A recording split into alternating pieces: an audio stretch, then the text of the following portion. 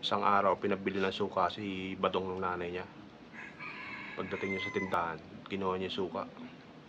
Sinita siya ng tindera ngayon. "Oh, yung bayad mo." Lumapit siya ngayon. "Hindi mo ba ako kilala? Ako si Badong. Titigas-tigas.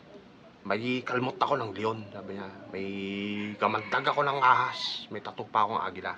At hawak ko ang mundo. Ano, papalag ka?" "Ay, hindi na po, kaya. Sa inyo na po yung suka." Habang pabalik si Badong, nakita niya yung balot. Pero wala nagtitinda. Kumuha siya ngayon. Nakita siya ng pulis.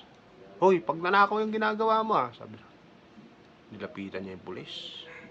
"Di mo ba ako kilala? Ako si Badong. May kalmot ako ng leon. May kamandag ako ng ahas. May tattoo akong agila. At hawak ko ang mundo. Ano, papalag ka?" Ano sa pulis. Kinuha ng pulis yung shotgun ngayon. Sabay putok doon sa tagiliran niya. "Ulitin mo nga yung sinabi mo." "Ako po si Badong. Lalambot-lambot." "May kalmot po ako ng kuting. Tapos may kamandag po ako ng uod. At may tattoo din po akong sisiw. At hawak ko po yung balot. Ano, bibili ka po ba?"